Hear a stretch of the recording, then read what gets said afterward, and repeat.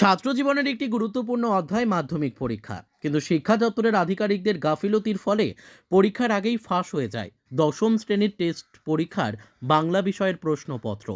কিন্তু এই বিষয়ে এখনো পর্যন্ত কোনো প্রকার পদক্ষেপ গ্রহণ করা হয়নি সরকার কিংবা দপ্তরের পক্ষ থেকে। তাই এই প্রশ্নপত্র ফাঁসের সাথে যুক্ত মূল অভিযুক্তদের চিহ্নিত করে তাদের বিরুদ্ধে দ্রুত আইনগত ব্যবস্থা গ্রহণের জন্য রাজ্যের মুখ্যমন্ত্রী তথা শিক্ষামন্ত্রীর দৃষ্টি আকর্ষণ করে মঙ্গলবার শিক্ষা ভবনে বিক্ষোভ প্রদর্শন করে এসএফআই এবং টিএসইউ। আমরা প্রশ্ন তুলতে চাইছি যে কেন্দ্রীয়ভাবে মাধ্যমিক শিক্ষা দপ্তরের অধীনে পরিচালিত একটা পরীক্ষা, এই পরীক্ষার প্রশ্নপত্র বাজারে ফাঁস হয়ে যায়।